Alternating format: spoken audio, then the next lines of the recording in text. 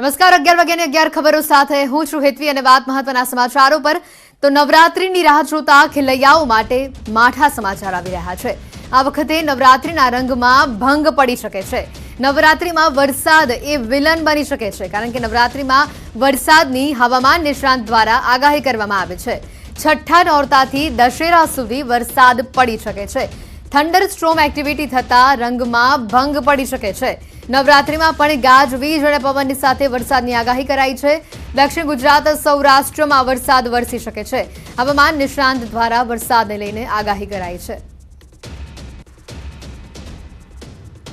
હવામાન નિષ્ણાંત દ્વારા વરસાદને લઈને આગાહી કરવામાં આવી છે। નવરાત્રીમાં વરસાદ વિઘ્ન બની શકે છે, વિલન બની શકે છે કારણ કે છઠ્ઠા નોરતાથી દશેરા સુધી વરસાદને લઈને આગાહી કરવામાં આવી છે।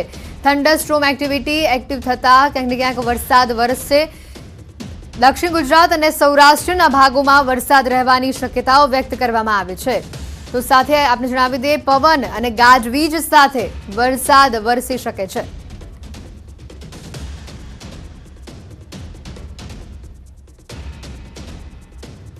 તો હવામાન નિષ્ણાંત પરેશ ગોસ્વામી અમારી સાથે અહીંયા જોડાયા છે। તેઓની પાસેથી આ મુદ્દે વધુ વાત કરવાનો પ્રયત્ન કરીએ। પરેશજી, પહેલા તો સ્વાગત છે ન્યૂઝ 18 ગુજરાતીમાં આપનું। પરેશજી, જે રીતે વરસાદની આગાહી અહીંયા કરવામાં આવી છે, નોરતામાં ક્યાંક ને ક્યાંક વરસાદ વિલન બનશે એવા સમાચાર આવી રહ્યા છે, શું છે વધુ વિગત? ચોક્કસથી હેતુબેન, આમ તો સંપૂર્ણ નવરાત્રીના વરસાદની વાત કરવા માંગુ છું અને અમારા વાર્ષિક કાર્યક્રમો છે એની અંદર પણ જે ઉલ્લેખ છે એની વાત કરવા માંગુ છું। પહેલા તો આપને એ જણાવી દઉં કે હાલમાં અત્યારે સૌરાષ્ટ્ર અને દક્ષિણ ગુજરાતના કોઈ ભાગોની અંદર સામાન્ય છૂટાછવાયા ઝાપટાઓ છે તે 2-3 દિવસ થવાના છે। પણ ઘણા બધા મિત્રોની જે સપ્ટેમ્બરના વરસાદની જે અપેક્ષાઓ હોય છે કે હું જાણવા માંગતા હોય એના માટે એક બીજો કાર્યક્રમ એ બતાવી દઉં કે 12 સપ્ટેમ્બરથી લઈને 20 સપ્ટેમ્બર દરમિયાન પણ દક્ષિણ ગુજરાત, સૌરાષ્ટ્ર અને મધ્ય ગુજરાતના ભાગોમાં એક સારાથી મધ્યમ વરસાદની શક્યતાઓ રહેલી છે। અને ખાસ કરીને જે નવરાત્રીની વાત છે તો નવરાત્રી છે તે 26 સપ્ટેમ્બરથી શરૂઆત થઈ રહી છે। 26 સપ્ટેમ્બરે પહેલું નોરતું છે, એટલે કે નવરાત્રીના જે પહેલા 5 દિવસ હશે કે 26 તારીખથી લઈ અને 30 તારીખ સુધીના, એમાં કોઈ વરસાદની એક્ટિવિટી થાય તેવી સંભાવનાઓ હાલ અમને જે અમારા વાર્ષિક કાર્યક્રમ મુજબ લાગતી નથી। એટલે એ દિવસ માટે સારું રહેશે, ટૂંકમાં વરસાદ નહીં હોય। પણ જે 30 તારીખ પછીથી જે ઓક્ટોબરની શરૂઆત હશે અને ખાસ કરીને નવરાત્રીના છઠ્ઠા દિવસેથી લઈ અને દશેરા સુધીનું જે સેશન હશે એ સેશન દરમિયાન, એટલે કે ઓક્ટોબર મહિનાના પહેલા વીકની અંદર વરસાદની શક્યતાઓ છે। એ વરસાદ છે પણ ખાસ કરીને દક્ષિણ ગુજરાત કે જેની અંદર સુરત, વલસાડ, વાપી, નવસારી, ભરૂચ છે, ડાંગ, આહવા જેવા વિસ્તાર છે, બીલીમોરા છે, બારડોલી છે, આ તમામ વિસ્તારોની અંદર વરસાદની શક્યતાઓ છે। એની સાથોસાથ સૌરાષ્ટ્રના અમરેલી, જુનાગઢ, ગીર સોમનાથ, ભાવનગર, રાજકોટ આ જે વિસ્તારો હશે, એટલે કે દક્ષિણ ગુજરાત અને સૌરાષ્ટ્રના ભાગોની અંદર વધારે પડતા ગરમી હોવાને કારણે થંડરસ્ટોર્મ એક્ટિવિટી થશે। અને બીજી વાત આપને એ પણ જણાવી દઉં કે જે અત્યારે 2022નું ચોમાસું બેન ચાલી રહ્યું છે, આની જે ચોમાસાની વિદાય જે હોય છે એ વિદાય છે એ 28 સપ્ટેમ્બર થી લઈને 3 ઓક્ટોબર દરમિયાન કચ્છ અને ઉત્તર ગુજરાતમાંથી થવાની છે। અને જે સૌરાષ્ટ્ર અને દક્ષિણ ગુજરાતના ભાગો છે એમાં 3 ઓક્ટોબર થી લઈ અને 8 ઓક્ટોબર દરમિયાન વિદાયનું સેશન હશે। એટલે ચોમાસું વિદાય લઈ રહ્યું હશે, એટલે વિદાય જ્યારે લેતું હોય ત્યારે આપણાથી એક વિડ્રોલ થતું હોય છે મોન્સૂન, ત્યારે પણ ઘણી વખત આ રીતે થંડરસ્ટોર્મ એક્ટિવિટી થતી હોય ને એ જ ભાગરૂપે સેમ એ જ પેટર્નથી આ દિવસોની અંદર વરસાદની શક્યતાઓ રહેલી છે। જોકે અહીંયા એ ઉલ્લેખ કરી દઉં કે આમાં કન્ટિન્યુ કોઈ ભારે વરસાદ નથી હોતા, પણ જે થંડરસ્ટોર્મ એક્ટિવિટી જ્યારે થશે ત્યારે ગાજવીજનું પ્રમાણ વધારે હોય, કેમ કે એ લોકલ સિસ્ટમ બંધાતી હોય છે। ગરમીનું પ્રમાણ વધી જાય અને લોકલ સિસ્ટમ બંધાય અને એક પ્રકારે લોકલ સિસ્ટમથી જે તોફાની વરસાદ હોય એટલે કે એમાં ગાજવીજનું પ્રમાણ અતિ તીવ્ર રહે અને એમની સાથોસાથ પવનની સ્પીડ છે એ વધારે રહેશે। એટલે દક્ષિણ ગુજરાતના ભાગો કે સૌરાષ્ટ્રના ભાગોની અંદર છઠ્ઠા નોરતાથી લઈને દશેરા દરમિયાન જે વરસાદ જોવા મળશે એ જેટલા વિસ્તારોની અંદર જોવા મળશે એ વિસ્તારોની અંદર કલાક, 2 કલાક કે 3 કલાક માટે વરસાદ જોવા મળે ને એ પણ મોટા ભાગે બપોર પછીના સેશનમાં વરસાદો જોવા મળતા હોય છે। એ જ રીતે આ દિવસોની અંદર બપોર પછીના ભાગમાં કલાક, 2 કલાક કે 3 કલાક માટે વરસાદ જોવા મળશે। થંડરસ્ટોર્મ એક્ટિવિટીને કારણે ગાજવીજ અને પવન સાથે ભારે તીવ્ર વરસાદો છે એ આ સેશનની અંદર થાય એવી શક્યતાઓ છે। આ વરસાદને કારણે નવરાત્રીના તહેવાર ઉપર ક્યાંય ને ક્યાંય લોકોને ડિસ્ટર્બ થઈ શકે એવું એક અમે માની રહ્યા છીએ। બિલકુલ પરેશભાઈ, એટલે કહી શકાય કે ઓક્ટોબરનો પહેલો સપ્તાહ ક્યાંક ને ક્યાંક વરસાદી વાતાવરણ વાળો રહેશે ને જે રીતે થંડરસ્ટ્રોમ એક્ટિવિટીની વાત કરીએ તો પવન અને ગાજવીજ સાથે વરસાદની જે આપણે વાત કરી તો એનાથી ખેલૈયાઓના રંગમાં તો ભંગ ચોક્કસથી પડવાનો છે, કારણ કે ઘણા સમય પછી નવરાત્રી ફૂલ ફ્લેજમાં જોવા મળી રહી છે. લોકો અત્યારથી ખરીદારી પણ કરી રહ્યા છે. પાર્ટી પ્લોટ દ્વારા પણ વિશેષ તૈયારીઓ અત્યારથી જ આરંભી દેવામાં આવી છે. તો આ જે વરસાદ વિઘ્ન બનવાની વાત છે, આ ગાજવીજ સાથે જે વરસાદની વાત છે, ભારે પવન ફૂંકાશે એવી પણ વાત છે, તો તકેદારીના ભાગરૂપે અહીંયા કોઈ અગમચેતીના ભાગરૂપે કોઈ તૈયારી કરવાની જરૂર લાગી રહી છે કે કેમ? ખાસ કરીને મોટા આયોજનો કરતા હોય, આમ તો શેરી ગરબા માટે તો કોઈ ડિસ્ટર્બની વાત નથી હોતી, પણ જે પાર્ટી પ્લોટમાં જે આયોજનો થતા હોય છે આજના સમય પ્રમાણે, એ લોકોએ ખાસ જે કોઈ બીજી વ્યવસ્થા વરસાદથી બચવા માટે થતી હોય એ કરવી જોઈએ મારી દ્રષ્ટિએ. કેમ કે આ જે સેશન હશે એ મોન્સૂન વિડ્રોલ જે થાય છે એ સેશન હશે ને એ સેશન દરમિયાન પવન છે ને એ ક્યાંય ને ક્યાંય વિલન બનતો હોય છે. વરસાદ કરતા પણ પવનને કારણે ભારે નુકસાનીનો સામનો આપણે કરવો પડતો હોય છે. અને આ જે મોન્સૂન વિડ્રોલ થતું હોય છે ને ત્યારે જે વરસાદ હોય છે હેતવીબેન, એ મોટા ભાગે બપોર બાદના સેશન હોય છે. આપણા જે નવરાત્રીનો તહેવાર છે આમ તો એક લાંબો તહેવાર કહેવામાં આવે છે કે 10 દિવસનો તહેવાર હોય છે, નવરાત્રીના પહેલા દિવસેથી લઈને દશેરા સુધીનો. અને એ લાંબા તહેવારની અંદર આપણે જે આ તહેવારને જે એક ફેસ્ટિવલ આપણે ઉજવીએ છીએ એ પણ મોટા ભાગે રાતના સમયે આપણે આ તહેવાર ઉજવતા હોય છે ને એમાં રાતના સમયે આ તહેવાર છે આપણે મનાવવાનો છે. અને એમાં પણ બપોર બાદ જ્યારે પણ વરસાદ પડે એટલે જે એક માહોલ છે એ માહોલ આપણો બગડી જતો હોય છે. એટલે ખાસ તકેદારી તો જે પણ રાખી શકીએ તે રીતે કે જે કોઈ પ્લાસ્ટિક ડોમ છે વગેરે જે પણ આ જે વુડની ને જે આપણે ફેસિલિટી છે એ રીતે રાખવું જોઈએ. પણ ખાસ કરીને આ જે સેશન હશે એની અંદર એવી તકેદારી પણ રાખવાની છે કે તમે જે વ્યવસ્થા કરો એ પવન સામે તમે ટકી શકો એવી વ્યવસ્થા કરવાની છે. ઘણી વખત બેન એવું બને કે કોઈ આપણે વ્યવસ્થા ઉભી કરેલી હોય પણ એક મિની વાવાઝોડા જેવો માહોલ ઉત્પન્ન થાય, પવન વધારે ફૂંકાય તો એને કારણે જે કંઈ આપણે એક ડોમ કે વગેરે જે બનાવેલું હોય છે એને પણ ઉખાડી ફેંકતા હોય છે. આમાં એવા પવનો પણ ફૂંકાવાની શક્યતા હોય છે. કેમ કે ઘણી વખત એવું બને છે જ્યારે મોન્સૂન વિડ્રોલ થતું હોય એ જ સમયે થંડરસ્ટોર્મ એક્ટિવિટી થાય. એટલે થંડરસ્ટોર્મ એક્ટિવિટી છે ને એ એક પ્રકારે તોફાની હોય છે, એમાં ગાજવીજ અને પવનનું પ્રમાણ વધારે હોય છે. અને એમની સાથોસાથ જે મોન્સૂન વિડ્રોલ થાય છે એટલે બંને જે પ્રક્રિયા છે એ થોડી તોફાની હોય છે. એટલે આમાં થોડુંક તોફાની વરસાદની શક્યતાઓ વધારે છે. એટલે દરેક ગુજરાતીઓએ ધ્યાન રાખવાનું છે. આમ તો ગુજરાતીઓનું ફેવરેટ તહેવાર કહેવામાં આવે છે નવરાત્રી, અને આનંદ થાય છે તમને ને મને નવરાત્રીની અંદર. પણ આ વખતે નવરાત્રીના છેલ્લા દિવસ હશે જેમાં છઠ્ઠા દિવસેથી લઈને દશેરા સુધીનું જે સેશન હશે એમાં ખરેખર આપણે ક્યાંય ને ક્યાંય ડિસ્ટર્બ થશું. શરૂઆતના દિવસો આમ તો આપણે કાળજી રાખવાની વાત કરતા હોય બેન, તો મારું એવું માનવું છે કે જે શરૂઆતના 5 દિવસ છે નવરાત્રીના, એ 5 દિવસ દરમિયાન લોકોએ વધારે ધ્યાન દઈ અને નવરાત્રીનો આપણે એક જશ્ન છે મનાવી લેવો. કેમ કે પાછળના દિવસની અંદર ક્યાંય ને ક્યાંય આપણે ઓછો મોકો મળે એવું મારું માનવું છે. બિલકુલ, અને આની સાથે જે દિવસોમાં વરસાદની આગાહી કરી છે છઠ્ઠા નોરતા પછી, આ સમયગાળા દરમિયાન કયા વિસ્તારોમાં વરસાદની અસર કે વરસાદ નહીં જોવા મળે?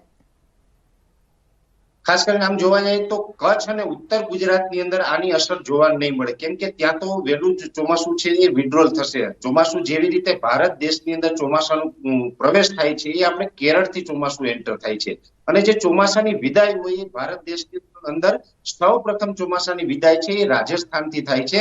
અને રાજસ્થાન પછી ડાયરેક્ટ ઉત્તર ગુજરાત અને કચ્છના ભાગોની અંદરથી ચોમાસાની વિદાય થશે.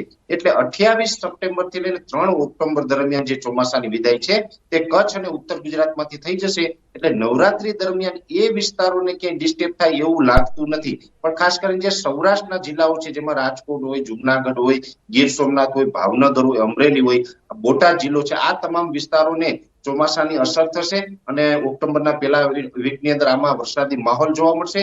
એની સાથોસાથ જે દક્ષિણ ગુજરાતના વિસ્તાર છે જેમાં વલસાડ, વાપી, સુરત, બારડોલી છે, બિલીમોરા છે, રાજપીપળા, છોટાઉદેપુર જેવા વિસ્તાર હોય કે ભરૂચ, અંકલેશ્વર જેવા વિસ્તારો છે, આ તમામ વિસ્તારોને પણ ઓક્ટોબરના પહેલા વીકની અંદર ભારે તોફાની વરસાદ અને પવન સાથે વરસાદની શક્યતાઓ અમે માની રહ્યા છીએ. એટલે ખાસ કરીને દક્ષિણ ગુજરાત અને સૌરાષ્ટ્રના ભાગોની અંદર ઓક્ટોબરના પહેલા વીકમાં એટલે કે છઠ્ઠા નોરતાથી લઈને દશેરા સુધી જે સેશન છે એ સેશનની અંદર ગાજવીજ અને પવન સાથે તોફાની વરસાદની શક્યતાઓ છે. અને થંડરસ્ટોર્મ એક્ટિવિટી ચોમાસું વિડ્રોલના સમયે થંડરસ્ટોર્મ એક્ટિવિટી છે. એટલે ખાસ બપોર બાદ જે આ વરસાદની એક્ટિવિટી થાય એવી શક્યતાઓ છે. એટલે ક્યાંય ને ક્યાંય નવરાત્રીના તહેવારમાં આપણે ગુજરાતીઓના આ વરસાદ છે ક્યાંય ને ક્યાંય હેરાન કરશે, ડિસ્ટર્બ કરશે.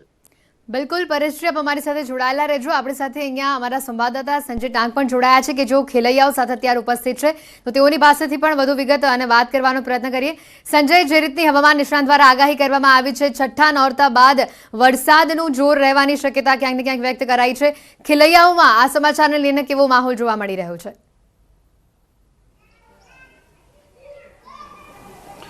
હેતવી, જે પ્રકારે ન્યૂઝ આવી રહ્યા છે અને હવામાન નિષ્ણાત દ્વારા જે આગાહી કરવામાં આવી છે કે આ વખતે નવરાત્રી દરમિયાન જે છે છઠ્ઠા નોરતાથી જે છે સતત જે વરસાદ રહેવાની સંભાવના વ્યક્ત કરવામાં આવી છે. આપણી સાથે કેટલાક ખેલૈયાઓ જે છે કે જેઓ સતત 2 વર્ષથી જે છે કોરોનાના કારણે સતત 2 વર્ષથી ગરબા રમવાથી અળગા રહ્યા છે અને હવે તેઓમાં પણ ક્યાંક ને ક્યાંક આ જે ન્યૂઝ આવી રહ્યા છે ને તેના કારણે નિરાશા જે છે તે જોવા મળી રહી છે. શું કહેશો, જે પ્રકારે હવામાન વિભાગે જે છે નિષ્ણાતે જે આગાહી કરી છે કે આ વખતે નવરાત્રીમાં વરસાદ રહેશે, શું લાગે છે, શું નિરાશા તમને લાગી રહી છે? આમાં એવું છે કે 2 વર્ષ કોરોનાના રહ્યા, એમાં ખેલૈયા રમી પણ નથી શક્યા કે ક્યાંય જઈ પણ નથી શક્યા. તો આ વર્ષે એમ હતું કે ચલો કોરોના થોડો ઠીકઠાક છે તો એના માટે હવે આ વર્ષે તો ગરબા રમી શકીશું. પણ હવામાન વિભાગની જાહેરાત પ્રમાણે જો આવી રીતે વરસાદ પડે તો આ વર્ષે પણ જે રમનારા છે એ લોકોને મન દુઃખ થશે. બરાબર છે, તો આપણે એમ વિચારીએ કે કંઈક હોલ છે કે કોઈ એવી જગ્યાએ ગરબા રમીએ કે જેનાથી લોકો ગરબા પણ રમી શકે અને વરસાદને પણ આવતી હોય તો એનાથી કોઈને તકલીફ ના પડે. શું કહેશો, 2 વર્ષથી ગરબા નથી રમી શક્યા તો આ વખતે? 2 વર્ષથી કોરોનાનું જે માહોલ હતું અને અત્યારે જે માહોલ હળવું થયું છે અને સાથે સાથે જે નવરાત્રિનો મોટો તહેવાર આવી રહ્યો છે, જો ખરેખર આ લોકોનો ઉત્સાહ વધારવા માટે આ નવરાત્રિ બહુ જ મહત્ત્વની છે. પણ જો હવામાન વિભાગે આવી જાહેરાત કરી હોય તો સરકારે પણ એના માટે કોઈ વૈકલ્પિક ઉપયોગો કરવા જોઈએ.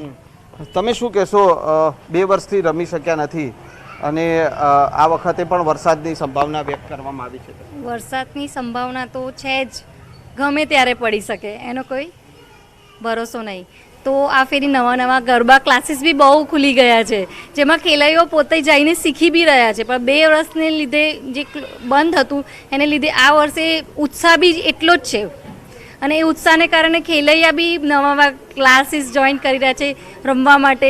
પણ એ લોકો રમી શકશે કે નહીં રમી શકે? જો રમી શકે તો કોઈ બી ક્લબ્સ વગેરેમાં જ્યાં હવામાનની વરસાદ તો પડશે પણ જોડે જોડે ક્લબ્સ વગેરેમાં બી ગરબા તો થશે.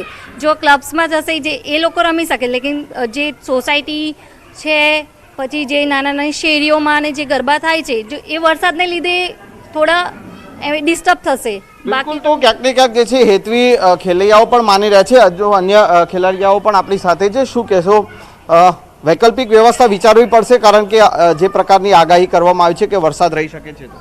હા, વિચારવી પડે કારણ કે 2 વર્ષથી ગરબા અમે રમ્યા જ નથી, એટલો અમારામાં એટલો ઉત્સાહ છે કે અમે ગરબા રમીશું આ વખતે. એટલે સરકારને જ વિનંતી છે કે એવી રીતે એવી જગ્યા ગોઠવો કે જ્યાં બધા ગરબા રમી શકે. આયોજકોએ પણ ક્યાંક ને ક્યાંક એવી વૈકલ્પિક વ્યવસ્થા વિચારવી પડશે કે જ્યાં વરસાદ ના પડે, એટલે કે હોલ છે કે એવી જગ્યાએ આયોજન કરવું પડશે એવું લાગે છે. તો હેતવી, ક્યાંક ને ક્યાંક જે છે આ ખેલૈયાઓ પણ ક્યાંક ને ક્યાંક અત્યારે આ જે ન્યૂઝ આવી રહ્યા છે, હવામાન વિભાગના નિષ્ણાતો જે છે કહી રહ્યા છે કે છઠ્ઠા નોરતાથી જે નવરાત્રિમાં વરસાદ પડી શકે છે. તો આ સમાચારને લઈને અત્યારે ક્યાંક ને ક્યાંક ખેલૈયાઓ પણ વિચારતા થઈ ગયા છે કે 2 વર્ષથી જ્યારે કોરોનાના કારણે તેઓ ગરબા રમવાથી અળગા રહ્યા છે ત્યારે આ વખતે ઉત્સાહ બેવડાયો છે ગરબા રમવાનો અને તેવામાં પણ જો વરસાદ પડશે તો તેઓએ જે આયોજકો જે છે ગરબાના આયોજકો તેઓએ ક્યાંક ને ક્યાંક વૈકલ્પિક વ્યવસ્થા જે છે તે વિચારવી પડશે. જી બિલકુલ, તો અમારી સાથે હવામાન નિષ્ણાંત પરેશ ગોસ્વામીજી પણ જોડાયેલા છે. પરેશજી, અહીંયા જે રીતનું ખેલૈયાઓની વાત કરી, ખેલૈયાઓનું જે અત્યારે મૂડ જોવા મળી રહ્યું છે, વરસાદના સમાચાર સાંભળીને તે લોકો પણ નિરાશ થયા છે, તો એને લઈને આપ શું કહેશો? અને સાથે અમદાવાદમાં છઠ્ઠા નોરતા પછી કેવું વાતાવરણ જોવા મળશે? પહેલા તો ખેલૈયાઓ માટે હું એ જ સંદેશ આપીશ, કેમ કે આ જે છઠ્ઠા નોરતાથી લઈને દશેરા સુધી જે વરસાદની શક્યતાઓ છે એ પણ ખાસ કરીને વધારે જે અમારું અનુમાન છે તે દક્ષિણ ગુજરાત મેં આપણે બધા જિલ્લા જણાવી દીધા છે. એ જિલ્લાઓ એની સાથે સૌરાષ્ટ્રની અંદર આ વરસાદની શક્યતાઓ છે. એટલે ખાસ તો ખેલૈયાઓની જે વાત છે મેં સાંભળી એ મુજબ કે કોરોનાને કારણે આપણે 2 વર્ષથી ખેલૈયાઓ ક્યાંય રમી નતા શક્યા, પણ જો મજા જ લેવાની હોય ને એમાં પણ નવરાત્રીનો તહેવાર છે બેન, આપણે બધા ગુજરાતી છે અને એનું પણ આપણે તમને મને ગૌરવ છે. પણ સાથે હવે વરસાદ પડવાનો છે તો વરસાદમાં પણ ભીંજાતા ખેલૈયાઓ રમશે મને વિશ્વાસ છે, પણ વરસાદ પડવાનો છે. બીજી વાત છે કે જે છઠ્ઠા નોરતાથી લઈને દશેરા સુધીનો વરસાદ હશે એ પવન સાથે અને થંડરસ્ટોર્મ એટલે કે ગાજવીજ તીવ્ર થવાની છે. એટલે ગાજવીજનો અને પવન છે ને એ ક્યાંય ને ક્યાંય આપણા માટે ખતરારૂપ થઈ શકે છે. કેમ કે વરસાદ દરમિયાન જ્યારે પણ પવનની માત્રા વધારે હોય ને ત્યારે આપણે ખુલ્લામાં બહાર નીકળવું આપણા માટે હિતાવહ હોતું નથી. કેમ કે એમાં ઘણી વખત દુર્ઘટનાઓ બનતી હોય છે, ઝાડ પડતા હોય છે અથવા તો બીજા છાપરાઓ ઉગતા હોય છે, ત્યારે ક્યાંય ને ક્યાંય વાગી જવાનો ડર હોય છે. એટલે બને ત્યાં સુધી દરેક મિત્રોને મારી એવી અપીલ છે કે જ્યારે પણ નવરાત્રી દરમિયાન વરસાદ પડતો હોય ને પવનની સ્પીડ વધારે હોય તો ખુલ્લામાં ન નીકળવું, બહાર ન નીકળવું, કેમ કે બહાર નીકળવાથી ખતરો રહેલો છે. આ એક ચોક્કસથી છે કે આ જે વરસાદ હશે બપોર પછીના સેશનમાં હશે, એટલે કે 3 વાગ્યાથી સાંજના મોટા ભાગે સંધ્યા ટાઈમ સુધી હોય છે, 7-8 વાગ્યા સુધી. ત્યારબાદ આ વરસાદ રોકાઈ જતો હોય છે. એટલે પાછળથી પણ આપણે એક મોકો મળતો હોય છે, પણ ક્યાંય ને ક્યાંય વરસાદને કારણે પાણી અને ગારો કીચડ થવાથી આપણે હેરાન થશું. બિલકુલ પરેશજી, આભાર આપ અમારી સાથે જોડાયા તે બદલ. તો ન્યૂઝ 18 ગુજરાતી સાથે હવામાન નિષ્ણાંત પરેશ ગોસ્વામી જોડાયા હતા અને જે રીતે તેઓની આગાહી છે તેઓ દ્વારા જણાવવામાં આવી રહ્યું છે કે છઠ્ઠા નોરતાથી દશેરા સુધી વરસાદનું જોર રહેશે. બ્રેક બાદ સમાચારોમાં આપનું સ્વાગત છે. આગળ વાત કરીએ અન્ય સમાચારો પર તો બનાસકાંઠાના દાંતીવાડા ડેમમાં પાણીની આવક થઈ છે. 2017 બાદ દાંતીવાડા ડેમ ભરાયો છે. આવક થતાં દાંતીવાડા ડેમ 16 કળાએ ખીલ્યો છે. દાંતીવાડા ડેમનો આકાશી આ નજારો સામે આવ્યો છે. ઉત્તર ગુજરાત માટે આ ડેમ આશીર્વાદરૂપ છે. દાંતીવાડા ડેમ ભરાતા ખેડૂતોને અનેક લાભ મળશે. શિયાળુ ઉનાળુ સિઝનમાં પણ અનેક લાભો મળશે અને સાથે પાણી પણ પૂરતા પ્રમાણમાં મળી રહેશે.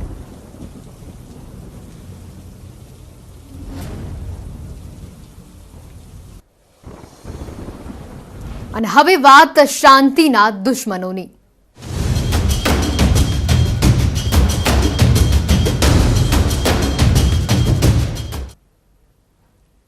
વડોદરામાં જૂથ અથડામણમાં સીસીટીવીમાં કેદ થઈ છે આ ઘટના. પાણીગેટ વિસ્તારમાં રાત્રે જૂથ અથડામણ થયું હતું. શ્રીજીની સવારી સમયે બે જૂથ વચ્ચે અથડામણ થઈ હતી.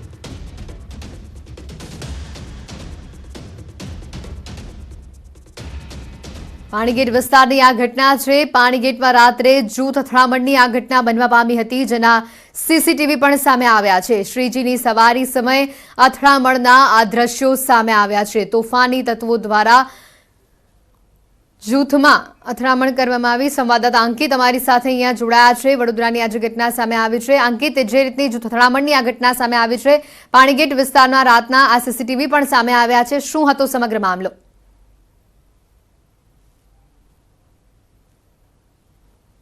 જણાવી દઉં કે વડોદરાની શાંતિ દોહડવાનો પ્રયાસ કેટલાક જે તોફાની તત્વો છે કરી રહ્યા છે. આવતા સમયની અંદર જે શ્રીજીનું આગમન થઈ રહ્યું છે ત્યારે ગણેશ મંડળો દ્વારા શ્રીજીની મૂર્તિ જે મંડળ સુધી લઈ જવામાં આવે છે. ત્યારે ગઈકાલે જે આયુર્વેદિક 4 રસ્તાના જે ગણપતિ છે તે નીકળ્યા હતા અને તે સમયે અચાનક જ કાકડી ચાલુ થયો અને વડોદરાની શાંતિ દોહડવાનો પ્રયાસ થયો છે. સમગ્ર મામલે જે ભાગદોડ થઈ, જે ઉત્તેજનક દ્રશ્યો સર્જાયા તે સીસીટીવી તેના સોશિયલ મીડિયામાં ફરતા થયા છે અને સોશિયલ મીડિયાની અંદર સીસીટીવી ફરતા થયા છે. સમગ્ર જે અફરાતફરીનો માહોલ સર્જાયો હતો તે સીસીટીવીમાં જ કેદ થયો છે કે આ જે કહી શકાય કે આ જે ઘટના બની તે કયા કારણસર બની અને કોણે આ કાંકરી ચાળો કર્યો તેની તપાસ જે છે તે વડોદરા ક્રાઇમ બ્રાન્ચ કરી રહી છે. અને સાથે પોલીસે એક લોકોને અપીલ પણ કરી છે કે કોઈ પણ જે અફવાઓ છે તેના પર ધ્યાન ના આપે. સોશિયલ મીડિયા ઉપર જે અફવા વહેતી થઈ છે તેના પર કોઈ પણ ધ્યાન ના આપે. વડોદરા શહેર. જી બિલકુલ, આભાર સમગ્ર માહિતી બદલ.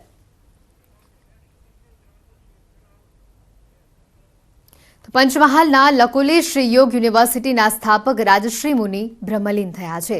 હૃદયરોગના હુમલામાં તેઓને વડોદરાની ખાનગી હોસ્પિટલમાં તેઓનું નિધન થયું છે. વિશ્વમાં યોગાભ્યાસ માટે તેમણે અનેક સેન્ટરો પણ શરૂ કર્યા છે. રાજશ્રી મુનિજીના મોટી સંખ્યામાં અનુયાયીઓ પણ છે. 5મા વિશ્વ યોગ દિવસે રાજશ્રી મુનિજીને 43 વર્ષની સાધના બદલ યોગ રત્ન પુરસ્કારથી સન્માનિત પણ કરાયા હતા. રાજશ્રી મુનિને વડાપ્રધાન નરેન્દ્ર મોદીની નજીકના પણ ગણવામાં આવે છે. આજે કલોલના મલાવ ખાતે રાજશ્રી મુનિના અંતિમ દર્શન થશે. 31 ઓગસ્ટે સવારે 11 કલાકે રાજરાજેશ્વર ધામ જાખણ ખાતે તેઓની અંતિમ સંસ્કારની વિધિ હાથ ધરાશે. વર્ષ 2012માં દેશની પ્રથમ યોગ યુનિવર્સિટીની રાજશ્રી મુનિએ સ્થાપના કરી હતી, જેનું ઉદ્ઘાટન નરેન્દ્ર મોદીએ કર્યું હતું. લકુલિશ પરંપરાના કુલગુરુ સ્વામી રાજશ્રી મુનિના નિધન પર પ્રધાનમંત્રી મોદીએ દુઃખ વ્યક્ત કર્યું હતું.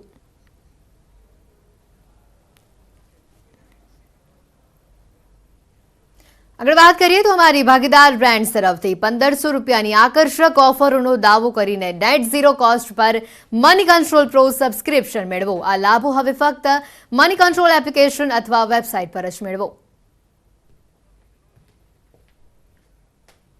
સમાચારોમાં અત્યારે બસ આટલું જ. વધુ સમાચાર અને અપડેટ્સ માટે આપ જોતા રહો ન્યૂઝ 18 ગુજરાતી. નમસ્કાર.